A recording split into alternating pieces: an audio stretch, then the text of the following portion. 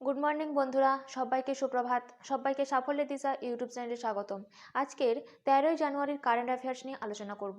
তোমরা প্রথম থেকে শেষ পর্যন্ত ক্লাসটা করো এবং ক্লাসটা ভালো লাগলে অবশ্যই লাইক করে দিও এবং চ্যানেলটিকে সাবস্ক্রাইব করে নিও এবং বন্ধুদের মধ্যেও শেয়ার করে দিও। তাহলে আপকামিং কম্পিটিটিভ এক্সামগুলোতে আশা করি কারেন্ট অ্যাফেয়ার্স নিয়ে যেমন কোনো সমস্যা থাকবে না, তেমনই তারা নিত্য নতুন সাম্প্রতিক ঘটনা সম্পর্কেও জানতে পারবে। তাহলে শুরু করা যাক আজকের কারেন্ট অ্যাফেয়ার্সের ক্লাস। আজকের কারেন্ট অ্যাফেয়ার্সের ক্লাসে ফার্স্ট কারেন্ট অ্যাফেয়ার্স হলো best city for Indian women in 2023 তালিকায় প্রথম স্থানে রয়েছে কোন শহরের? উত্তর হবে চেন্নাই। এই চেন্নাই শহর হলো best city for Indian women in 2023 তালিকায় প্রথম স্থানে রয়েছে। নেক্সট, বিমস্টেক এর সেক্রেটারি জেনারেল পদে নিযুক্ত হলেন কে? এর উত্তর হবে ইন্দ্রমণি পাণ্ডে। এই ইন্দ্রমণি পাণ্ডে বিমস্টেক এর সেক্রেটারি জেনারেল পদে নিযুক্ত হলেন। এই সম্পর্কে জেনে নেব। ঢাকার বে of Bengal initiative for multi sectoral technical and economic cooperation এর বিমস্টেক এর মহাসচিব হিসাবে দায়িত্ব গ্রহণ করেছেন ভারতীয় সিনিয়র কূটনীতিক রাষ্ট্রদূত ইন্দ্রমণি পাণ্ডে। এই ইন্দ্রমণি পাণ্ডে ভুটানের তেনজিং লেকফেলের স্থানে স্থলাভিষিক্ত হচ্ছেন এবং এই বিমস্টেকের চতুর্থ এসজি এবং 3 বছরের জন্য তিনি এই পদে নিযুক্ত হয়েছেন। নেক্সট, সম্প্রতি স্নো লেপার্ড বা তুষার চিতা কোন দেশের জাতীয় প্রতীক হিসাবে ঘোষিত হলো? এর উত্তর হবে কিরগিজস্তানের। কিরগিজস্তানের জাতীয় প্রতীক হিসাবে ঘোষিত হলো স্নো লেপার্ড বা তুষার চিতা। এই সম্পর্কে জেনে নেব।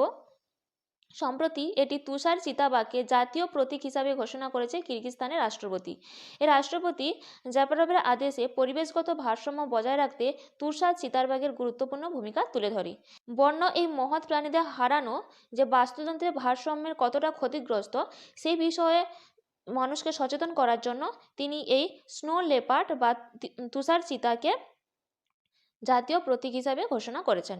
নেক্সট, 2024 সালে ব্রিক্স এর সভাপতিত্ব করবে কোন দেশ? এর উত্তর হবে রাশিয়া। এই রাশিয়া সম্প্রতি 2024 সালে ব্রিক্সের সভাপতিত্ব করবে।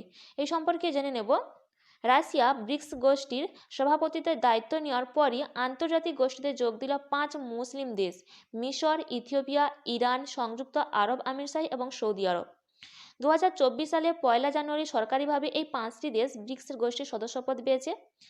এতদিন পর্যন্ত ব্রিক্স গোষ্ঠীর সদস্য ছিল বিশ্বের 5টি বড় অর্থনীতির দেশ, যেমন ব্রাজিল, রাশিয়া, ভারত, চীন এবং দক্ষিণ আফ্রিকা। রিসেন্ট একটি খুবই গুরুত্বপূর্ণ কারেন্ট অ্যাফেয়ার্স আকারে আমরা জেনেছি যে আর্জেন্টিনা ব্রিক্স গোষ্ঠীতে যোগ দেওয়ার আমন্ত্রণ পেলেও তা প্রত্যাখ্যান করে। নেক্সট, কন্নড় ও সংস্কৃত ভাষায় লেখা 10ম শতাব্দীর কদম্ব শিলালিপি পাওয়া গেল কোথায়? এর উত্তর হবে গোয়াতে। এই গোয়াতে সম্প্রতি কন্নড় এবং সংস্কৃত ভাষায় লেখা 10ম শতাব্দীর কদম্ব শিলালিপি পাওয়া গেছে। নেক্সট, রানী দুর্গাবতী সেই আন্না প্রহসন যোজনা লঞ্চ করলো কোন রাজ্য সরকার? উত্তর হবে মধ্যপ্রদেশ। এই মধ্যপ্রদেশ রাজ্য সরকার সম্প্রতি রানী দুর্গাবতী সেই আন্না প্রহসন যোজনাটি লঞ্চ করেছে। এই সম্পর্কে জেনে নেব। রানী দুর্গাবতী সেই আন্না প্রতিভা যোজনা জানুয়ারিতে মধ্যপ্রদেশের নতুন মুখ্যমন্ত্রী মোহন যাদবের কল্যাণমূলক এটা একটা পরিকল্পনা। এই পরিকল্পনায় জব্বলপুরে নববর্ষের পরে অনুষ্ঠিত প্রথম মন্ত্রিসভার বৈঠকে এই মধ্যপ্রদেশের নতুন মুখ্যমন্ত্রী মোহন যাদব কৃষকদের জন্য একটি নতুন প্রকল্প চালু করার সিদ্ধান্ত নিয়েছে, যেই প্রকল্পটি হল রানী দুর্গাবতী শ্রী আন্না প্রতিভা যোজনা। নেক্সট, মোহাম্মদ শামি সহ কতজন খেলোয়াড় অর্জুন পুরস্কারে ভূষিত হয়েছেন? এর উত্তর হবে 26 জন খেলোয়াড়। সম্প্রতি 26 জন খেলোয়াড় অর্জুন পুরস্কারে ভূষিত হয়েছেন। এই সম্পর্কে জেনে নেব।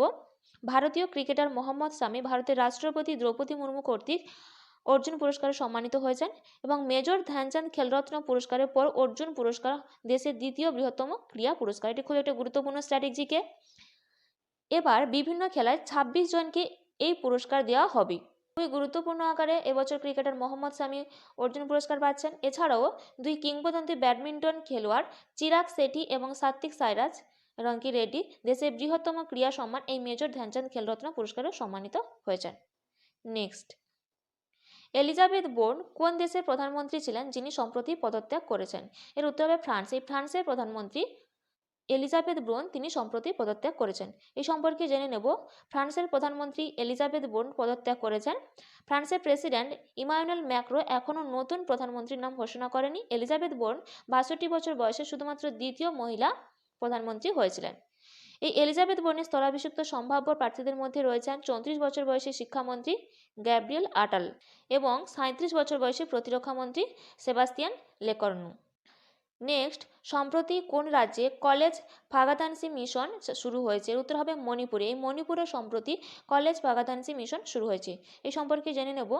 মণিপুরের মুখ্যমন্ত্রী এন বীরেন সিং বিষ্ণুপুর জেলার বিভিন্ন উন্নয়ন প্রকল্পের ভিত্তিপ্রস্তর স্থাপন এবং উদ্বোধন করার সময় কলেজ ভাগাতানসি মিশন চালু করেছেন। মৈরাং কলেজে আয়োজিত এক অনুষ্ঠানে রাজ্যের সরকারি কলেজগুলি উন্নতির জন্য মুখ্যমন্ত্রী কলেজ ভাগাতানসি মিশনটি চালু করেন। এই মিশনে মুখ্যমন্ত্রী বলেছেন যে মিশনের অধীনে মোট 24টি কলেজ নেওয়া হয়েছে। প্রতিটি কলেজে 2.5 কোটি টাকা ব্যয়ে বিভিন্ন সুবিধাগুলি তৈরি করা হবে। নেক্সট এবং আজকের ক্লাসের লাস্ট কারেন্ট অ্যাফেয়ার্স, কোন দেশ এই বছর জুলাইয়ে ইউনেস্কো ওয়ার্ল্ড হেরিটেজ কমিটির সভাপতিত্ব করবে? এর উত্তর হবে ভারত। এই ভারত জুলাইয়ে ইউনেস্কো ওয়ার্ল্ড হেরিটেজ সাইটে সভাপতিত্ব করবে। এই সম্পর্কে জেনে নেব। ভারত ইউনেস্কো ওয়ার্ল্ড হেরিটেজ কমিটির সভাপতিত্ব করবে এবং হোস্ট করবে। এই প্রথম ভারত এই কমিটির সভাপতিত্ব করবে। এটি একটি ইউনেস্কোর একটি কমিটি। এই ওয়ার্ল্ড হেরিটেজ কমিটি তার 19তম অধিবেশনে ভারতের নয়াদিল্লিতে 46তম সেশন বা অধিবেশনে আয়োজন করার সিদ্ধান্ত নিয়েছে, যা 21শে জুলাই থেকে 31শে জুলাই 2024 পর্যন্ত অনুষ্ঠিত হবে। এই ছিল আজকের দিনে গুরুত্বপূর্ণ 10টি কারেন্ট অ্যাফেয়ার্স। এইরকম 10টি গুরুত্বপূর্ণ কারেন্ট অ্যাফেয়ার্স পেতে অবশ্যই সাফল্য দিশা ইউটিউব চ্যানেলটিকে সাবস্ক্রাইব করে নিও। আজকের ক্লাসটা এই পর্যন্ত।